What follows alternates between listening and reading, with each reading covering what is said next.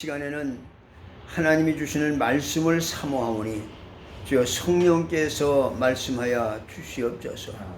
하나님의 말씀을 우리의 심령, 우리의 영혼 속에 담아주시고 우리는 이 험악한 세상, 죄 많은 세상 속에서도 그 말씀 붙들고 좌로도 우로도 치우치지 않으며 영원한 그 나라까지 힘차게 우리의 믿음의 발걸음을 내딛도록 우리 하나님께서 붙들어 주시고 역사해 주시기를 간절히 바라고 원합니다. 이 시간도 또한 종의 입술을 기름 부어 말씀의 도구로 사용하시고 말씀의 지혜와 지식과 능력을 더해 주시며 성령이 말하게 하심을 따라 하나님의 말씀을 담대히 증거함으로 전하는 종이나 말씀을 사모하는 우리 모두에게 큰 은혜의 시간, 복된 시간, 영원한 생명의 시간이 되도록 역사하여 주시옵소서. 우리 구주 예수님의 이름으로 기도하옵나이다. 아멘. 오늘은 우리가 봉독한 말씀을 통해서 오직 성령으로 라고 하는 이런 제목으로 같이 은혜를 받도록 하겠습니다. 하나님은 전능하신 하나님이십니다. 그런데 하나님은 성령으로 모든 일을 역사하시는 분이십니다. 오늘 많은 사람들이 생각하고 있는 것 중에 하나가 우리는 모두가 하나님을 믿어야 생명이 있다라고 그렇게 믿고 있죠. 그리고 또 예수 그리스도를 전적으로 의지함으로써 예수의 그 공로로 우리가 죄사함 받고 구원을 받았다고 하고 우리가 그것을 이제 믿고 있다 이거예요. 그래서 하나님을 믿는 것과 그 다음에 그 아들 예수 그리스도를 믿는 것, 그건 아주 절대적이고 철저하다 이거예요. 그런데 성령에 대해서는 충만히 받아도 그만 그렇지 않아서 내 성격상 내가 그렇게 다혈질 적인 그런 것도 아니고 나는 그냥 조용히 그러니까 그저 성령 꼭 그렇게 꼭 충만히 받아야 되겠느냐, 돼야만 하느냐, 이렇게 생각을 하는 것입니다. 그러니까 받아도 좋고, 그리고 안 받으면 성령 안 받았다고 무슨 구원 못 받는 게 아니냐, 이런 생각을 하고 있다. 그래서 말로는 성부, 성자, 성령 삼위일체라고 하면서 성부, 성자, 성령 그 삼위께 모든 것은 동등하게 역사를 하시고 어느 한쪽도 치우치지 않는다고 그렇게 주장을 하면서도 하나님을 믿는 것은 철저하게 믿어야 생명이 있고 아들 예수 그리스도를 믿어야 죄사함을 받고 구원을 받는다고 하는 것은 믿으면서도 성령은 받아도 좋고 안 받아도 좋다, 이렇게 생각한다. 그리고 심지어는 우리는 그냥 믿을 때 성령을 다 받았다, 이렇게 생각을 하고 이런 교리를 가지고 있다. 성령에 대해서는 그래서 그렇게 하나님을 의지하고 예수 그리스도를 의지하는 것 같이 그렇게 철저하게 성령을 의지하려고 하지 않는다는 것이죠. 그런가 하면은 또 성령의 은사는 초대교회 때 초대교회로 종료가 됐다 라고 하는 종료주의자들이 있다. 그런가 하면은 예수 그리스도의 신유 이런 것은 이제 사도 시대로도 마감이 되었다라고 이렇게 주장을 합니다. 그래서 예수 그리스도의 그 신유가 이제 끝나고 그 다음에는 이제 의학이 발달됐다. 하나님이 의학으로 역사한다. 모든 병을 고치는 것은 의사에게 맡겨야 한다. 이렇게 해서 지금 만약에 예수의 이름으로 병을 고친다든지 병이 난다든지 또는 귀신을 쫓는다고 하면은 이건 무조건 이단이다, 이렇게 정죄를 한다 이거야. 그래서 성령의 은사는 이 초대 교회로 종료가 되었기 때문에 오늘날 무슨 성령을 받는다 또는 방언을 말한다 하면은 무조건 그건 이단으로 취급을 하고 신비주의로 취급을 한다 이거야. 이 교리를 강조하는 그 교리주의자들은 이런 성령의 역사를 인정하지 않습니다. 이미 2000년 전에 끝났다 이거야. 그리고 성령은 오늘도 임재하시고 예? 이렇게. 그러나 우리는 성령을 오늘날도 임재하시고 또 나타내 주시고 역사를 하신다 이거예요. 그러니까 예수 그리스도의 신유가 사도 시대로 종료된 것이 아니라 지금도 여전히 계속되는 것을 우리는 체험한다 이거예요. 하나님은 어제나 오늘이나 영원토록 동일하신 하나님이십니다. 우리 하나님은 그가 하시는 모든 일이 절대로 이 성령이 없이는 일을 하시지 않으십니다. 하나님의 뜻을 나타내시는 것도 성령으로 말미암아 나타내시고 하나님의 아들이 이 땅에 오시는 것도 성령으로 말미암아 이 땅에 오셨습니다. 마리아가 마리아에게 성령으로 수태되어 성령으로 이 땅에 오셨습니다. 죽은 자 가운데서 아들을 살리시는 것도 성령으로 말미암아 살리셨습니다. 하나님께서 우리를 자기의 자녀 삼으시고 또 하는 것도 이 성령으로 우리를 거듭나게 하셨어요. 우리에게 인치시고 성령으로 하신 것도 또 말씀을 우리에게 선포하신 것도 성령으로 하게 하시고 말씀을 깨닫게 하는 것도 성령으로 하시는 것입니다. 그래서 하나님을 믿는 사람 곧 예수 그리스도를 믿는 사람을 성령이 그 안에서 생수의 강이 흐르도록 이렇게 역사를 해주셔서 믿는 자가 당연히 받을 성령을 말씀했다. 요한복음 7장 38절에 보면 나를 믿는 자는 성령의 이름과 같이 그 배에서 생수의 강이 흘러나리니 이는 믿는 자들이 받을 성령을 가리켜 말씀하신 것이니라 라고 그랬어요. 그러니까 성령을 배제한 그 어떤 하나님의 뜻도 그 어떤 하나님의 말씀도 어떤 하나님의 역사도 없다 하는 것입니다. 고린도전서 12장 그 4절로 6절까지 보면 그랬어요. 은사는 여러 가지나 성령은 같고 그 다음에 직분은 여러 가지나 주는 같으며 또 역사는 사역은 여러 가지나 모든 것을 모든 사람 가운데서 이루시는 하나님은 같으시니 라고 이렇게 말했어요. 그러니까 성령으로 말미암아 여러 가지 역사나 현상이나 이런 것이 나타내지만 성령은 한 분이시다. 또 고린도전서 12장 11절에 이 모든 일은 같은 한 성령이 행하사 그 뜻대로 각 사람에게 나누어 주시는 것이니라 라고 이렇게 말씀했어요. 그러니까 하나님의 역사도 예수 그리스도의 직분도 그리고 성령의 은사도 이 모든 것은 한 성령으로 행하사 그 뜻대로 나누어 주신 것이다 라고 이렇게 설명합니다. 그러니까 우리는 성령의 역사는 종료되지 아니하고 지금도 성령은 역사하시고 계속된다는 것을 우리가 믿고 주장한다. 또 그리스도의 신과 지금도 여전히 계속되고 있다고 하는 것을 우리의 신앙으로 가지고 있다. 예수님의 제자들을 우리 예수님께서 부르실 때 어제도 우리가 성경을 확인했지만 귀신을 쫓아내는 권세와 또 약한 것을 고치는 권세를 주셨다. 마태복음 10장 1절에 그렇게 말해요. 예수께서 그 12 제자를 부르사 더러운 귀신을 쫓아내며 모든 병과 모든 약한 것을 고치는 권능을 주시니라 라고 이렇게 말했대요. 그러니까 이걸 기본적으로 알고 그 다음에 거기에다가 전도의 일을 하게 하시고 그 다음에는 주님의 복음을 가르쳐 주셨다. 그래 이 기본으로 한대요. 그래 예수께서 그 사도행전 1장 2장 거기 보면 그가 처음부터 성령으로 가르치시고 지시를 하셨다고 했어요.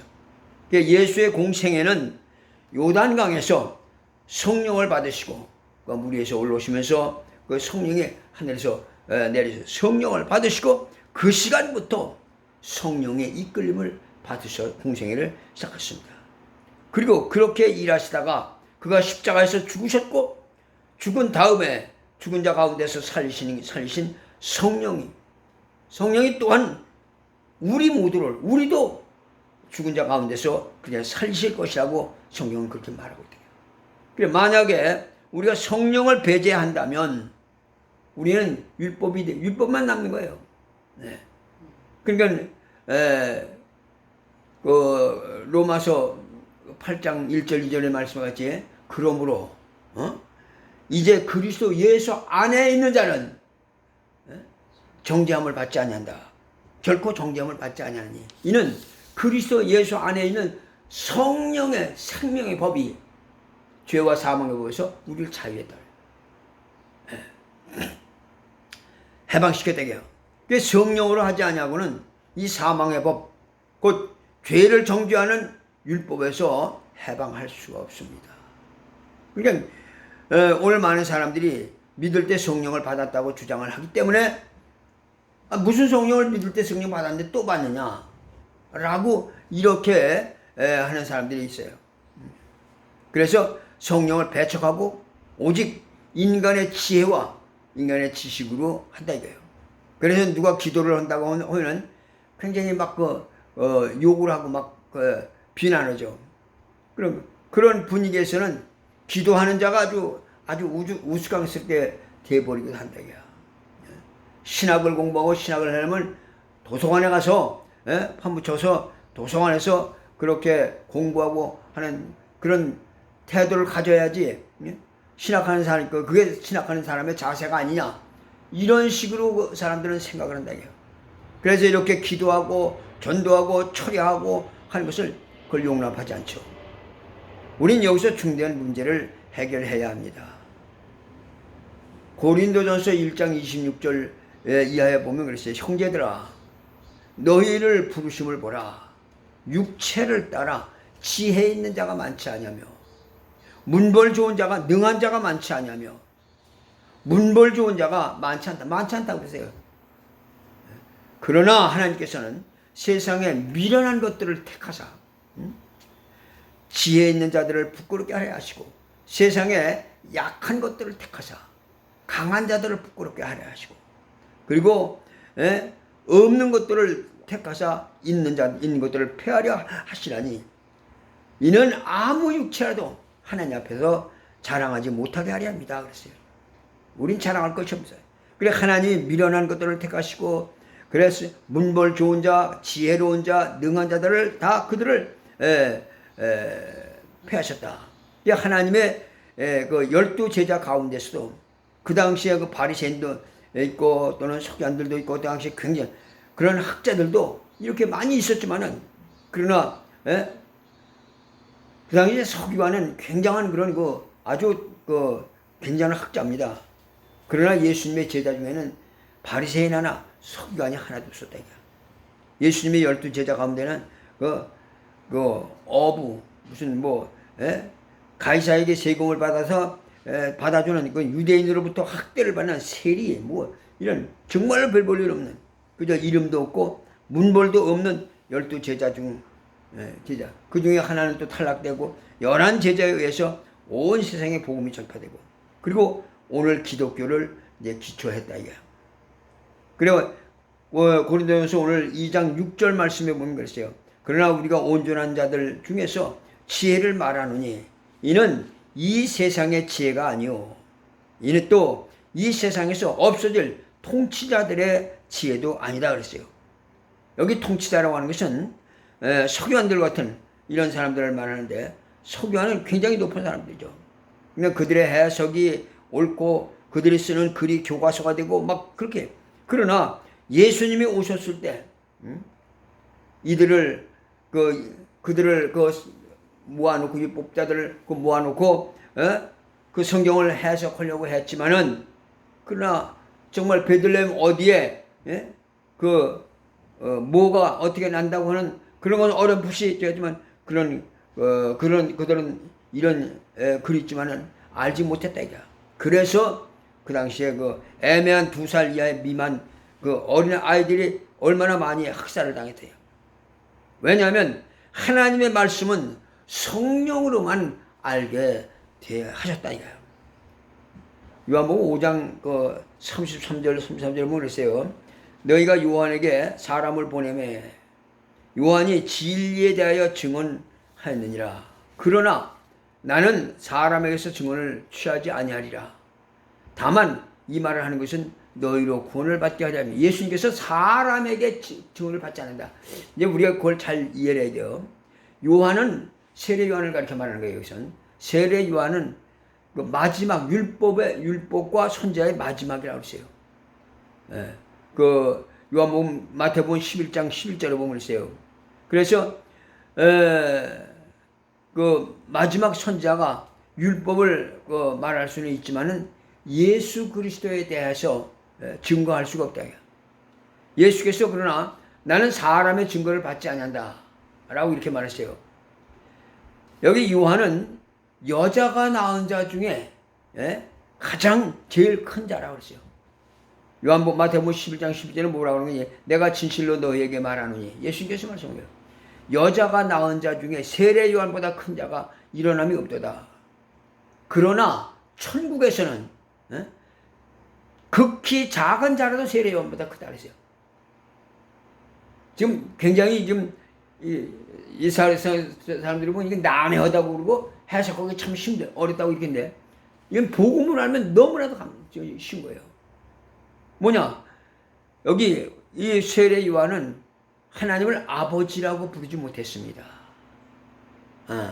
그러나 우리는 하나님을 아버지라고 부른다. 성령으로 말미암아 우리 하나님을 아버지라고 부른다. 율법과 선지자의 마지막 그 세례 요한이라고 우리 예수님께서 그렇게 말씀을 하시면서, 그 세례 요한은 예수 그리스도에 대한 어떤 그 증거보다 이분이 예수 그리스도다 라고 하는 것을 드러내기 위해서 어떻게 했습니까? 요단강에서 세례를 계속 줬죠. 세례를 쭉 주는데 회가, 그러니까 얼마 동안, 한 400년 동안 선지자가 없었어요. 그래서 암흑시대라고 그럽니다. 그때를 암흑시대라고 그러는데 선지자들이 없어. 왜? 있으면 다 죽이니까 다 잡혀. 그 율법주의자는 어때? 율법을 지키는 안식일에는 뛰지도 못해. 꼬부리지도 못해. 왜? 안식일은 그냥 땀 나면 안 돼. 그건 노동이야. 그러니까 그 율법을 그렇게 지키려니까 그렇게 무슨 선지자고 다 잡혀 죽지. 그 쫓아와서 체포 다 제거. 그러니까 400년 동안에 그런 선지자가 없다가 회성같이 나타난 것이 세례 요한이다. 요단강에서 회개하라 막 백성들이 막 그때 그냥 하나님 선지자가 왔나 보다. 그래서 메시아인 줄 알고 전부 막 몰리는 거예요. 막 물에다가 첨벙첨벙 세례를 준다. 근데 그 대열 속에 누가 있어? 예수 그리스도가 그 대열 속에 지금 있는 거예요. 근데 예수 그리스도를 딱 저는데 하늘에서 성령이 쫙 있는데 사랑을 하더라고. 세례하면 내가 주님, 내가 요 세례를 받아야 되는데 나한테 세례를 받으신다. 아니다. 이렇게 하는 것이 하나님의 의를 이루느니라. 그러니까 예수께서 요한에게 세례를 받으시고 물에서 올라오실 때 성령이 임하시고 역사하셨다. 그러니까 세례 요한은 그 예수를 증거하기 위해서, 세상은 아직도 아무도 전부 세례 요한이 메시아인 줄 알았는데 나는 메시아가 아니다. 나는 내 뒤에 오시는 그분은, 나는 그분의 신들매를 풀고 맨 이것도 나는 감당을 못하는 그런 위대한 분이 오신다. 있다고 하는 것을 사람들이 굉장히 기대를 가지고 결국 그분이 누구냐? 세례를 받으면서 하늘에서 그 성령이 그를 증거하셨다. 이제 이렇게, 그래서 요한이 진리에 대해 증거를 하려고 할지라도 그 진리를 증거할 자격이 없어요. 근데 여기 그 성경에 이렇게 요한이 위대한 여자가 낳은 자 중에 세례보다 큰 자가 없다 그랬어요. 그러나 천국에서는 지극히 적은 자라도 세례보다 크다. 무슨 말이냐? 천국에서는 하는 얘기는 천국은 예수 그리스도 안에서는 그 얘기예요.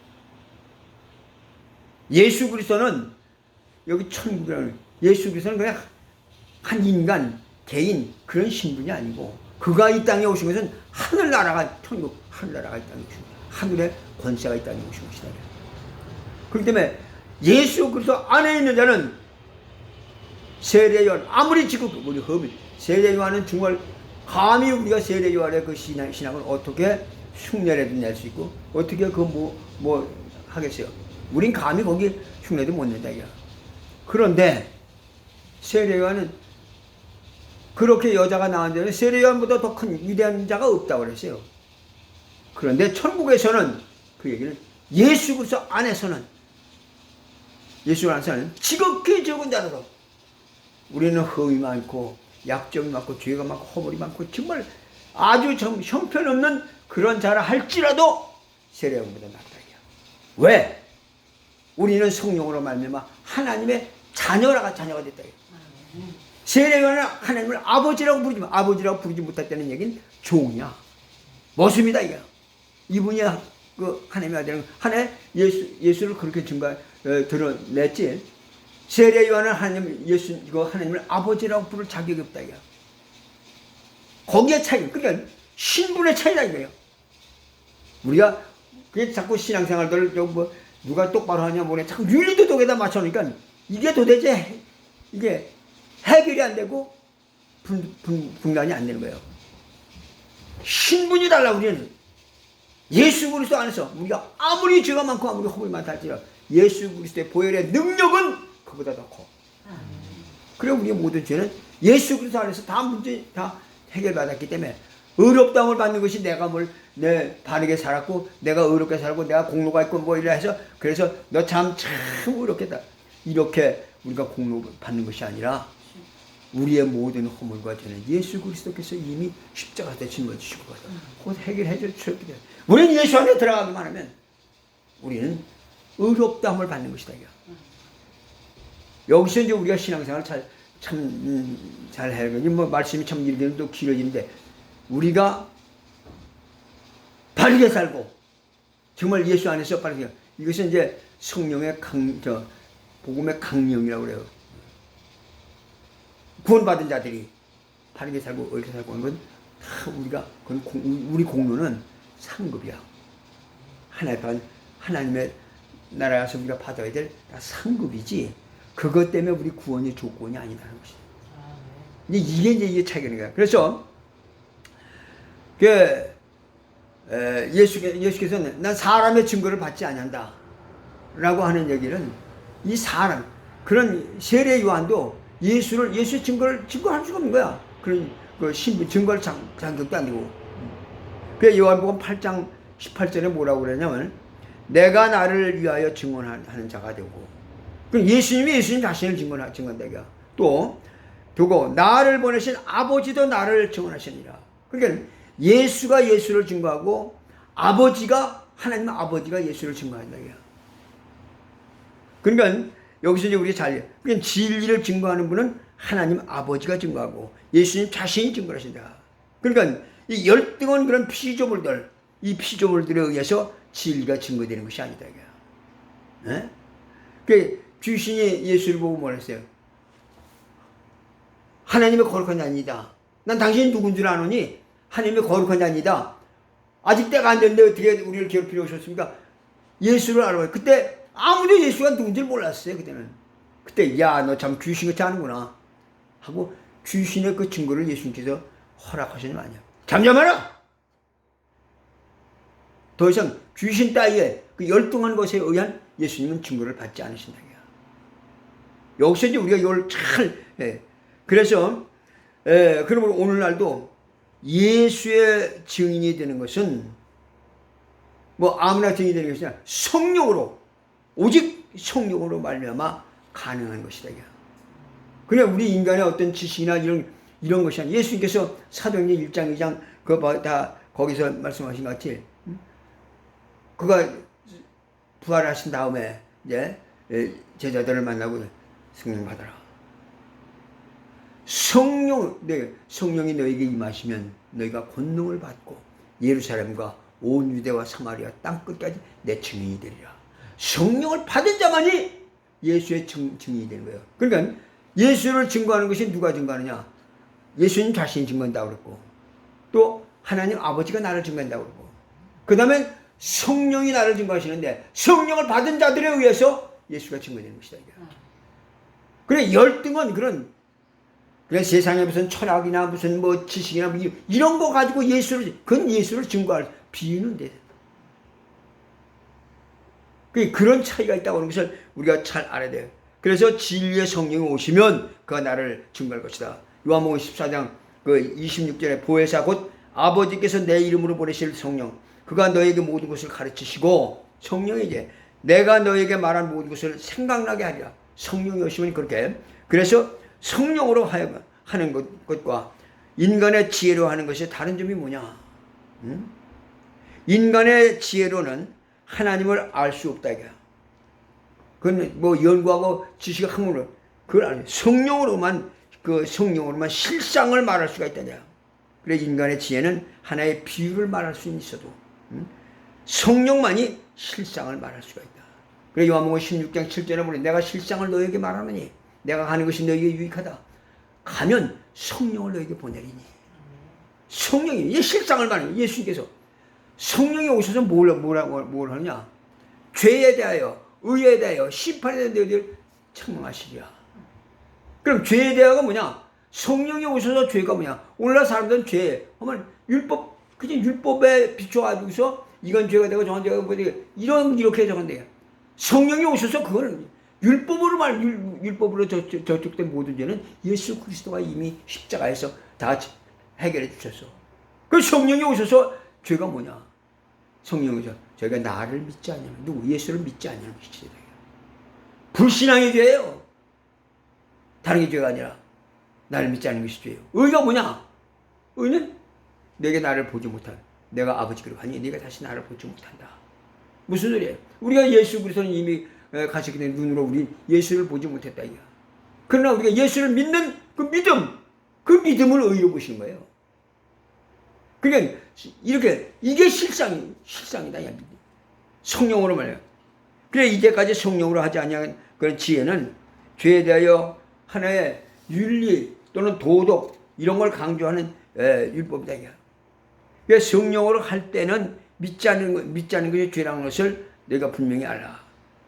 그래서 의에 대하여 하는 것은 성령이 없는 자들은 사람을 외모로 취해가지고서 그래서 바리새인 같은 이런 훈련 잘된 수양이 잘된 이런 사람은 의인이라고 이렇게 생각을 하지만 성령의 의는 바로 믿는 자가 의다. 바로 그렇게 그래서 고린도전서 2장 7절 8절에 보면 그랬어요. 오직 은밀한 가운데 있는 하나님의 지혜를 말하는 것으로서 곧 감추어졌던 것인데 하나님이 우리의 영광을 위하여 만세전에 미리 정하신 것이라. 이 지혜는 이 세대의 통치자들이 한 사람도 알지 못하였나니 만일 알았다면 영광의 주를 십자가에 못 박지 아니하였으리라 하세요. 이 세상에 이러한 서기관 같은 관에서 정부에서 인정을 하는 그런 보증하는 그런 학자들이 할지라도 전혀 이해하지 못하는 것이다. 이게 하늘의 진리라고 하는 것은 이 세상의 관원이 전혀 알 수 없는 그런 것이다. 왜냐하면 오늘 본문에 있는 말씀이 이제 고린도전서 2장 10절 말씀이요. 10장 오직 하나님이 성령으로 이것을 우리에게 보이셨으니 성령은 모든 것 하나님의 깊은 것까지도 통달하시느니라. 하나님의 지혜, 하나님의 진리는 오직 하나님이 성령으로만 우리에게 이렇게 이것을 알게 해주셨다. 그래서 하나님은 여기서 오직이라고 하는 이런 표현을 말씀했어요. 하나님의 성령으로 이것을 우리에게 보이셨으니 성령은 이 세상의 모든 것, 곧 하나님이 창조하시고 지키시면서 역사하시는 모든 것을 그 하나님의 깊은 것이라도 통달하시느냐 성령이시다. 그래서 성령만이 통달하셔요. 11절 말씀에 보면 그랬어요. 사람의 일을 사람의 속에 있는 영 외에 누가 알려? 이와 같이 하나님의 일도 하나님의 영 외에는 아무도 알지 못하니라 했어요. 그 하나님의 사정에 대해서 하나님의 뜻에 대해서 하시는 일에 대해서 하나님의 영 외에는 어떤 세상 영들이나 세상의 지혜자들이나 관원들도 절대로 알지 못한다 그랬어요. 이건 하나님의 영 외에는 아무도 알지 못한다. 정부가 인정하는 그런 서기관 또 공부하고 그런 인정하는 이런 학자들이 그들도 전혀 알 수 없도록 오직 성령으로만 하나님의 사정을 안다 그랬어요. 왜냐?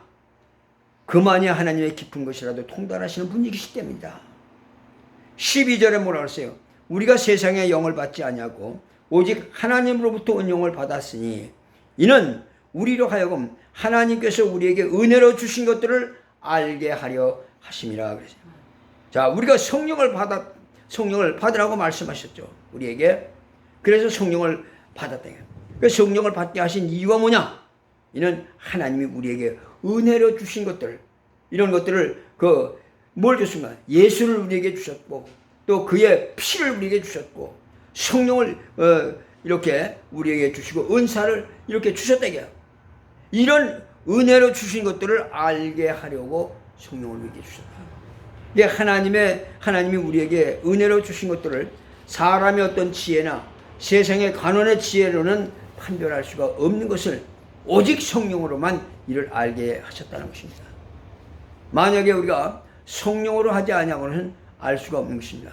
그러니까 고린도전서 12장 3절에 그런 말씀이 있죠. 그러므로 내가 너에게 알리느니 하나님의 영으로 말하는 자는 누구든지 예수를 저주할 자를 하지 아니하고 또 성령으로 아니하고는 누구든지 예수를 주시라 할 수 없느니라. 여기서 이제 이 말씀 때문에 사람들이 믿을 때 성령을 받았다는 거예요. 성령으로 하지 않고선 예수를 주라고 할 수가 없다는 겁니다. 그러니까 예수님 주님이라고 하는 것은 다 성령으로 하는 것이다. 그런데 우리가요, 그걸 잘 알아야 돼요. 주님 하면서도 얼마나 타락한 사람들이 많아요. 그러다가 그냥 세상으로 나오고 그런 사람이 허다죠. 여기서 이제 이거 그건 성령을 받았다고 하는 얘기가 아니라 예수를 주님이라고 주라고 신할 수 있는, 예수를 주라고 신하는 게 믿는다는 얘기죠. 믿는 것은 성령으로 하지 아니하고서는 믿을 수가 없다 이거예요. 그만 얘기는 성령을 받았다는 얘기가 아니라 성령의 감동, 성령의 감화. 감화가 아니고서는 인간의 지식으로는 사실 예수를 하나님의 아들로 받을 수가 없는 거예요. 그러니까 뭔가 믿음이 생기고 우리가 이렇게 하는 것이 그 성령으로 말미암아 다 그런 것이다. 그러니까 말씀을 이렇게 듣고 이렇게 때 정말 그런가 보다 하고 믿을 마음이 생기는 것도 이게 성령이 벌써 그 역사하는 거거든. 이렇게 성령으로 하지 않냐고서는 예수를 주라 신할 수가 없느니라 하는 것을 성령 받았다고 해서 성령 받으라 하면 받은 성령을 뭘 또 받냐. 그러니까 성령에 대해서 별 어떤 의욕을 갖지 않냐고 또 사모함이 있고 그냥 성령 믿을 때 받아. 그게 어떤 충만한 그런 역사가 전혀 없다 이거예요. 근데 성경은 성령을 받으라고 그 위에 예수님께서 그렇게 말씀하신 거지. 그 성령을 받으라는 것은 예수님께서 성령을 받으라고 하는 것은 지금 여긴 성령으로 예수를 믿었다고 주라 신했다고 그러죠. 근데 예수님께서 성령을 받으라, 부활하신 다음에도 예수님께서 성령을 받으라고 한 것은 불신자들에게 성령 받으라고 한 거 아니야. 믿는 자들에게 성령 받으라는 거예요. 그 제자들에게 너희는 예루살렘을 떠나지 말고 성령이 너희에게 임하시게 성령을 받아라. 받은 다음에 내 증인 되라고 믿는 자들에게 하신 일이지. 그리고 오늘날 이 혼돈을 하는 것이 믿을 때 다 성령 받았는데 뭘 그러냐. 이래서 이제 성령에 대한 그런 기대와 그런 사모함이 없는 거예요. 그게 성령 무슨 성령으로 무슨 어떤 이적이 나타났든지 은사가 나타났냐면 피묻는다 이게요. 그건 벌써 그런 이런 잘못된 그런 성경 지식을 가지고 있어갖고 거기서 이미 지식이 갈아막혔기 때문에 그런 역사가 일어나는 거예요. 그러니까 이것이 우리가 잘 알아야 돼요. 그래서 우리가 가령 오늘 13절 말씀에 보면 고린도전서 2장 13절 보면 우리가 이것을 말하거니와 사람의 지혜가 가르친 말로 아니하고 오직 성령께서 가르친 것으로 하니 영적인 것은 영적인 것으로 분별하느니라 그랬어요. 세상 지식으로 하는 것이 아니다 이게. 가령 우리가요 기름을 이제 이렇게 펄펄 끓이면은 기름이 너무 맑아져. 알게. 근데 그 솥에 불 꺼버리면 솥이 나중에 실어 찼으면 이것이 기름 어떻게 돼? 딱딱하게 굳어. 뻐터가 우리가 마가린 같은 거 뻐터 같은 거 그런 딱딱하게 굳는다. 그래 다시 또 그것을 녹이려면 솥에다 열을 가하면 또 맑게 변한다 이게. 이와 마찬가지로 성경은 성령의 감동함을 받은 사람들이 하나님께 받아 기록한 것이라고 그랬어요. 그래서 이렇게 기록을 했기 때문에 성경은 마치 버터가 구덩같이 그렇게 돼 있지만, 그러니까 이 성경 말씀을 알려면 어떻게 되냐. 성령의 그들이 감동을 받을 때 뜨거운 물과 같이 그렇게 참 막 뜨거운 그런 액체같이 막 감동을 받아서 그걸 기록을 해놓은 거예요. 이 마치 식어서 뻗어가 굳은 것 같이. 그러나 거기엔 그 요소는 다 있어요. 그래, 이 말씀을 제대로 알면 성령 충만하지 않고서는 성령을 말할 수 없다. 그래, 우리가 성령 충만함으로 말미암아 정말 성령을 기록할 때 그 기록한 기록자들이 성령 충만함으로 그 하나님께 받아서 기록한 그 하나님의 깊이와 그 모든 것을 그냥 우린 그냥 성경을 읽어갖고 이건 헛다리기로서는 하나님의 그 뜻을 알지 못한다. 그래서 성령의 그 참 충만함을 가지고 그렇게 할 때 그 감동을 받을 수 있는 거예요. 그래서 베드로서 1장 21절을 했어요. 예언은 언제든지 사람의 뜻으로 난 것이 아니오 오직 성령의 감동함을 받은 사람들이 하나님께 받아 말한 것이니라 라고 이렇게 말했어요. 그래서 이를 절대로 사사로이 풀면은 안 된다라고 봅니다. 그래, 성령의 감동을 받은 자들이 하나님께 받아서 기록한 것이기 때문에 성령의 감동을 받아야 우리가 그 뜻을 깊이 알아요. 바로 이 기름이 식어버리면 딱딱해 버리는 거지. 예, 그것을 또 녹이면 녹이려면 뜨거워야만 된다. 그것처럼 성경은 이렇게 성령에 충만한 사람들이 받아서 기록을 했기 때문에 바로 그렇게 신령하지 않냐고서는 성경을 제대로 알 수가 없대. 지식적으로만 자꾸 그러니까 무슨 학적으로만 적으니까 그 학적으로 무슨 먼쩍 해가면서 해서 굉장히 아는 척은 하지만 실제로 하나님의 속사정, 하나님의 역사를 알 수가 없는 것이다. 오늘 14절 말씀에 보면 육에 속한 사람은 하나님의 성령의 일을 받지 아니하나니 이는 그들이 그에게는 어리석게 보이며 또 그는 그것들을 알 수도 없나니 이러한 일은 영적으로 분별되기 때문이다. 그러니까 좀 배웠다고 하는 사람들은 열심히 기도하고 성령을 되면 광적이다 광적이다 하고서 오히려 비웃고 알지 그들은 이해할 수가 없는 거예요. 그렇다 이거야.